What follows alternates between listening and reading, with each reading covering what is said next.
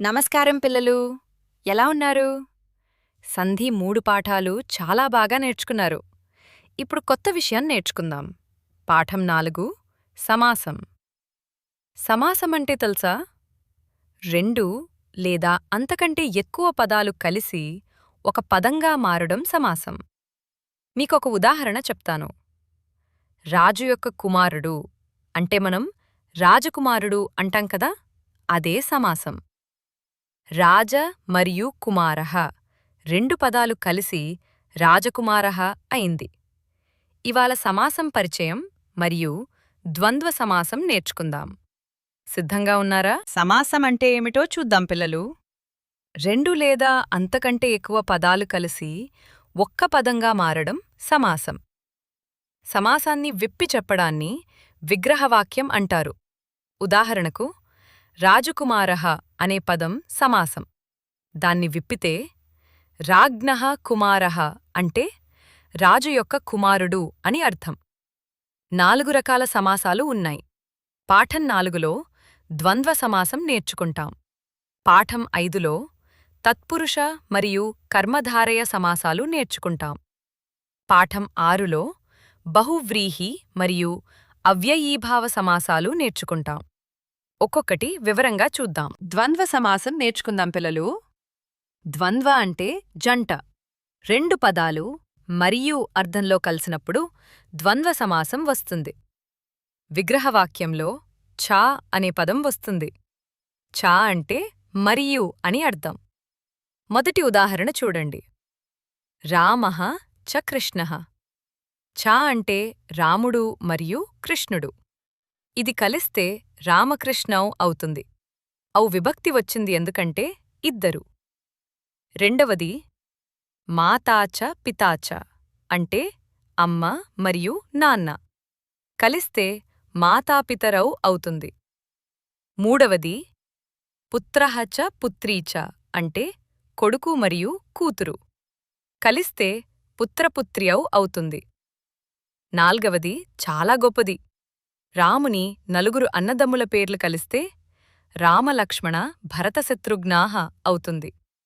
నలుగురు కాబట్టి అహ్ వచ్చింది. గుర్తుంచుకోండి, ఇద్దరు అయితే ఔ వస్తుంది.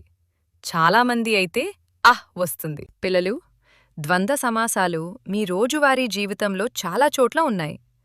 సీతారామౌ అనే పదం చూడండి. సీత మరియు రాముడు అంటే సీతారామౌ. మీరు ఆలయంలో సీతారాం సీతారాం అంటారు కదా, అది ద్వంద్వ సమాసమే. రాధాకృష్ణౌ అంటే రాధ మరియు కృష్ణుడు. కలిసి రాధాకృష్ణులకు నమస్కరిస్తాం. అన్నపానే అంటే తినడం మరియు తాగడం. అన్నం మరియు పానీయం కలిసి అన్నపానే అయింది. దివారాత్రి అంటే పగలు మరియు రాత్రి. రోజంతా పనిచేయడాన్ని దివారాత్రి అంటాం. సుఖదుఃఖే అంటే సుఖం మరియు దుఃఖం. జీవితంలో సుఖదుఖాలు రెండూ వస్తాయని చెప్తాం కదా. ఇవన్నీ మీరు రోజూ వినే పదాలే. ఇప్పుడు అవి ద్వంద్వ సమాసాలు అని తెలిసింది కదా. ద్వంద్వ సమాస అభ్యాసం చేద్దాం పిల్లలు.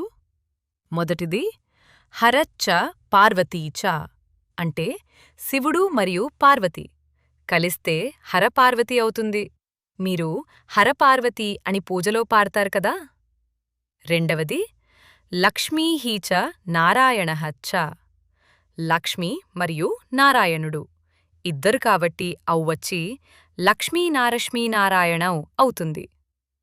మూడవది శీతంచ ఉష్ణంచ.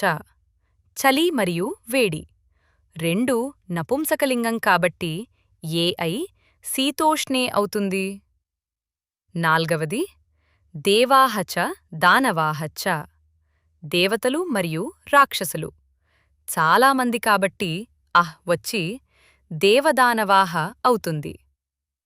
ఐదవది రామలక్ష్మణౌ విప్పండి. రామః చ లక్ష్మణః చ. వాహ్ పిల్లలు, చాలా బాగా చేశారు. పాఠం 4 ఇంటి పని చూద్దాం పిల్లలు. మొదటిది ద్వంద్వ సమాసం నియమం రాయండి. విగ్రహవాక్యంలో చ ఎలా వస్తుందో చెప్పండి. రెండవది సీతారామౌ మాతాపితరౌ దేవదానవాః. విప్పి విగ్రహవాక్యాలు రాయండి. మూడవది మీ కుటుంబ సభ్యుల పేర్లతో ఒక ద్వంద్వ సమాసం తయారు చేయండి.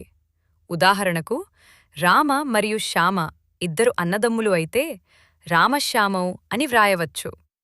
4వది, పగలు, రాత్రి, అమ్మ నాన్న, సుఖం దుఃఖం వీటిని సంస్కృతంలో ద్వంద్వంగా వ్రాయండి. 5వది, మీకు తెలిసిన 2 దేవుళ్ల పేర్లతో ద్వంద్వ సమాసం తయారు చేయండి. చాలా బాగా చేయగలరు పిల్లలు. నమస్కారం పిల్లలు, మళ్ళీ స్వాగతం. ద్వంద్వ సమాసం నేర్చుకున్నాం. మాతాపితరౌ, సీతారామౌ, దేవదానవ ఇవన్నీ గుర్తున్నాయి కదా. ఇవాళ 2 కొత్త సమాసాలు నేర్చుకుంటాం: తత్పురుష సమాసం మరియు కర్మధారయ సమాసం. తత్పురుష అంటే ఆ మనిషి, రాజకుమారుడు అంటే రాజు యొక్క కుమారుడు కదా, అలాంటివే తత్పురుష సమాసాలు. కర్మధారయ అంటే విశేషణ సమాసం. నీలకమలం అంటే నీలమైన కమలం, అలాంటివే కర్మధారయ సమాసాలు. సిద్ధంగా ఉన్నారా? తత్పురుష సమాసం నేర్చుకుందాం పిల్లలు. 2 పదాల మధ్య విభక్తి సంబంధం ఉండి 2వ పదం ప్రధానంగా ఉంటే తత్పురుష సమాసం వస్తుంది. 4 రకాలు చూద్దాం. మొదటిది ద్వితీయా తత్పురుష. కృష్ణాశ్రయః అంటే కృష్ణుని ఆశ్రయం. రెండవది తృతీయా తత్పురుష. వాక్యార్థః అంటే వాక్కు వల్ల అర్థం. మూడవది షష్ఠీ తత్పురుష. రాజపుత్రః అంటే రాజు యొక్క పుత్రుడు. ఇది అన్నింటిలో చాలా సాధారణమైనది. రాజకుమారుడు అని మనమంటాం కదా, అదే రారాజపుత్రః. నాల్గవది సప్తమీ తత్పురుష. గృహస్థః అంటే గృహంలో ఉన్నవాడు అంటే ఇంటి మనిషి. ఇవి అన్నీ రోజువారీ జీవితంలో చాలా వాడతాం పిల్లలు. తత్పురుష సమాసాల ఉదాహరణలు చూద్దాం. విద్యాలయః. విద్య యొక్క ఆలయం అంటే పాఠశాల. మీరు ప్రతిరోజూ వెళ్లే పాఠశాల పేరు సంస్కృతంలో విద్యాలయః. దేవాలయః. దేవుని యొక్క ఆలయం అంటే గుడి. మీరు గుడికి వెళ్లేటప్పుడు దేవాలయం అంటారు కదా. రాజమార్గః. రాజు యొక్క మార్గం అంటే రాజరోడ్డు. ఇప్పుడు కూడా రాజమార్గ్ అని రోడ్ల పేర్లు పెడతారు. సూర్యోదయః. సూర్యుని యొక్క ఉదయం. ప్రతి ఉదయం మీరు సూర్యోదయం చూస్తారు కదా. కవిరాజః.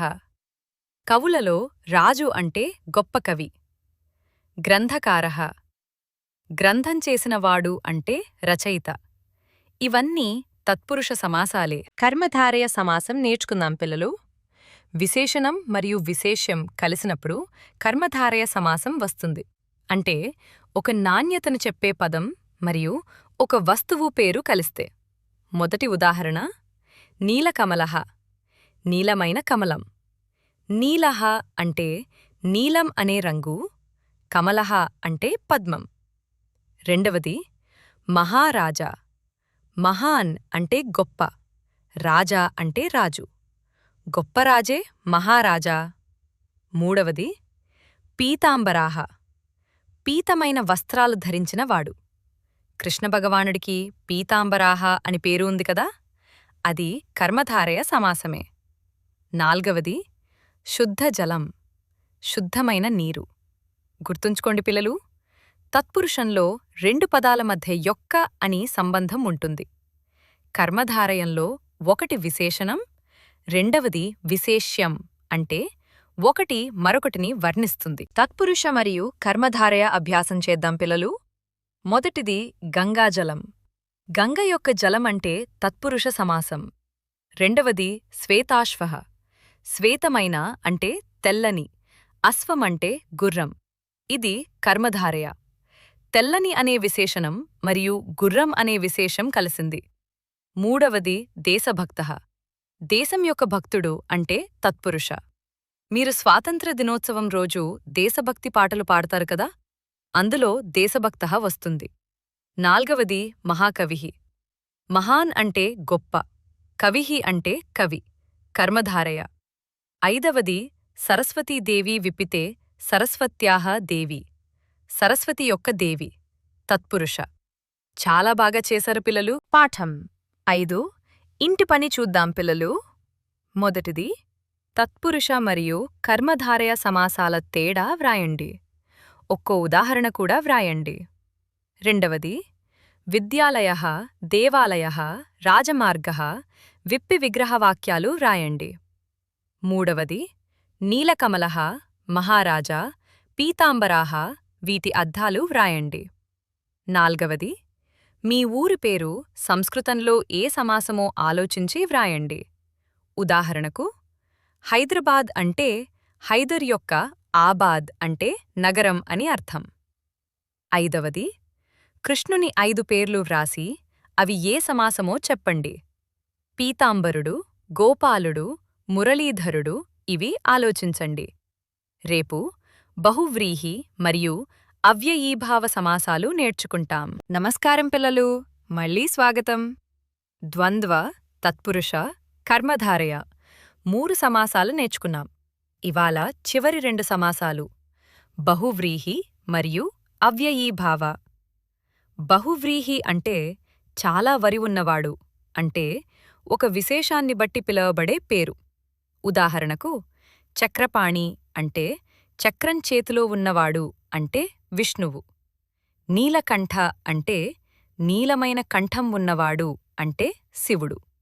ఇవి బహువ్రీహి సమాసాలు. సిద్ధంగా ఉన్నారా? బహువ్రీహి సమాసం నేర్చుకుందాం పిల్లలు. 2 పదాలు కలిసి వేరే ఒక వ్యక్తిని లేదా వస్తువును సూచించినప్పుడు బహువ్రీహి సమాసం వస్తుంది. ఇది కర్మధారయ లాంటిదే కాని అర్థం వేరే వస్తువు గురించి ఉంటుంది. చక్రపాణిః చూడండి, చక్రం, పాణౌ యస్య సః అంటే చక్రం చేతిలో ఉన్నవాడి ఎవరు? విష్ణువు. నీలకంఠః చూడండి, నీలమైన కంఠం ఉన్నవాడు ఎవరు? శివుడు. హాలాహలం మింగినప్పుడు శివుడి కంఠం నీలంగా మారింది కదా. పీతాంబరః చూడండి, పీతవస్త్రాలు ఉన్నవాడు ఎవరు? కృష్ణుడు. దశముఖః చూడండి, 10 ముఖాలు ఉన్నవాడు ఎవరు? రావణుడు. ఈ సమాసంలో సమాసం చెప్పిన వ్యక్తి గురించి కాదు, వేరే వ్యక్తి గురించి అర్థం వస్తుంది. అవ్యయీభావ సమాసం నేర్చుకుందాం పిల్లలు. అవ్యయం మొదట వచ్చి నామపదంతో కలిసినప్పుడు అవ్యయీభావ సమాసం వస్తుంది. అను, యదా, ప్రతి, అభి, ఉప, నిర్ ఇవి అవ్యయాలు. మొదటి ఉదాహరణ, అను మరియు గంగం కలిస్తే అనుగంగం, గంగ పక్కన అని అర్థం. రెండవది, యథా మరియు శక్తి కలిస్తే యథాశక్తి, శక్తి అనుసారంగా అని అర్థం. మీరందరూ యథాశక్తి పనిచేస్తారు అంటాం కదా. మూడవది, ప్రతి మరియు దినం కలిస్తే ప్రతిదినం అంటే ప్రతిరోజు, ఈ పదం మీకు తెలుసు కదా. నాల్గవది, అభి మరియు ముఖం కలిస్తే అభిముఖం, లిస్తే అభిముఖం, ఎదురుగా అని అర్థం. ఐదవది, ఉప మరియు కృష్ణం కలిస్తే ఉపకృష్ణం, కృష్ణుని దగ్గర అని అర్థం. ఆరవది, నిర్ మరియు ఆమయం కలిస్తే నిరామయం, రోగం లేకుండా ఆరోగ్యంగా అని అర్థం. నిరామయ జీవితం గడపాలని పెద్దలు ఆశీర్వదిస్తారు కదా. పిల్లలు, 4 సమాసాలు ఒకే పదాలతో ఎలా మారతాయో చూద్దాం. కమల మరియు వనం అనే పదాలు తీసుకుందాం. ద్వంద్వ సమాసంలో కమలవనే అంటే కమలాలు మరియు అడవి, రెండూ కలిసి ఉన్నాయి. తత్పురుష సమాసంలో కమలవనం అంటే కమలాల అడవి, కమలాల అడవి అనే అర్థం. కర్మధారయ సమాసంలో కమలముఖి అంటే కమలం వంటి ముఖం ఉన్నది, సీత యొక్క ముఖం కమలం వంటిది అంటే కమలముఖి అని పిలువబడుతుంది. బహువ్రీహి సమాసంలో కమలనాభః, కమలం నాభిలో ఉన్నవాడు అంటే విష్ణువు, నాభి నుండి కమలం పుట్టినవాడు విష్ణువు కదా.